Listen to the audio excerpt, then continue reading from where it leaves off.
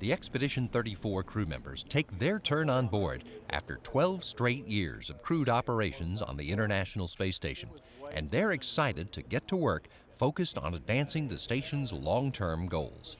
This space station really represents, to me, the very first big cooperative effort between the most affluent nations on this planet coming together to do something all toward one goal. And that is to do science that can't be done on the surface of the Earth. That is the core purpose of the space station.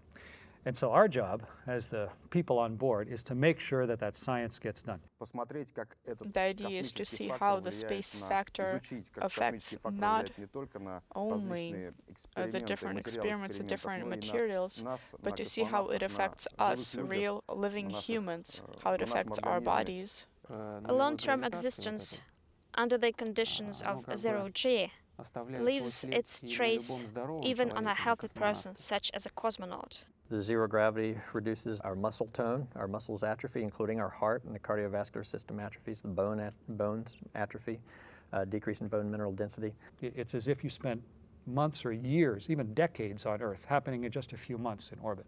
And using changes in exercise and changes in diet, we have basically found a way to beat that type of aging, beat that type of osteoporosis. So all of this accelerated aging process and the means by which we figure out exactly what's going on, even in the cellular level, how to fix it, exercise, diet, medications, other things. All of those things stand to benefit us on the Earth. Why do we do this? We do this to gain a lot of experience, to prepare for subsequent flights, more long-duration flights to other planets. And the research on the people is only part of the plan. For instance, there are also investigations in technology development, because things in space work differently than they do on Earth. You're lucky in your car because your fuel is always on the bottom of the tank. We're not that lucky in space. We have to design a tank so that that fuel is always ready by the pump there to be pulled down the line and sent to the engine or to whatever kind of device it's going to drive. The potential from the station is great, starting with the visual observations of the Earth, various natural disasters and phenomena, and as well as the events in space.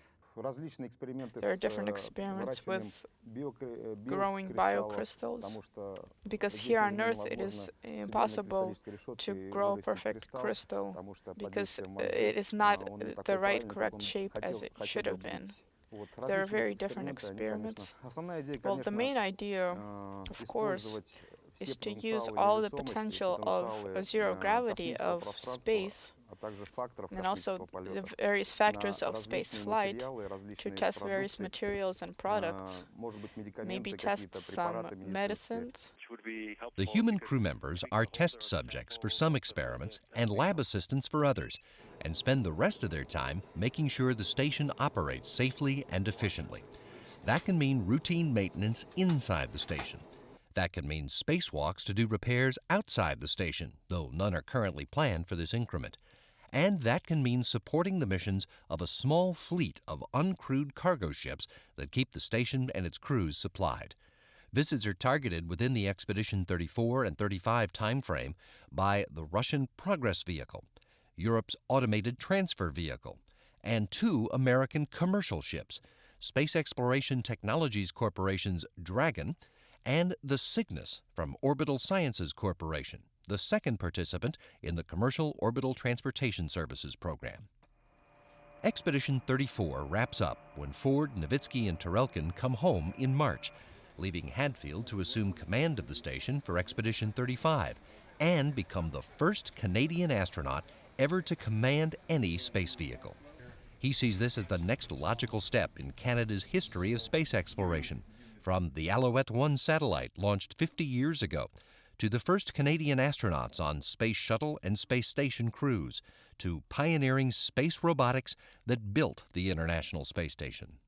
It's a big deal for me, but also it's a big deal for my country, for my space agency, and for where I'm from. And so I'm happy that people are interested in it, but I'm fundamentally happy that this is a continuation of all of those capabilities, and it continues to open opportunities for the Canadians that follow after me.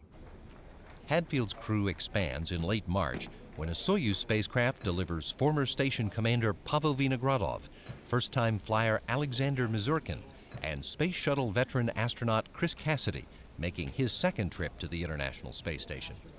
They'll join the growing line of space travelers from around the world who have served on board the International Space Station to get Earthmen and women prepared to leave their little corner of the solar system in the years to come.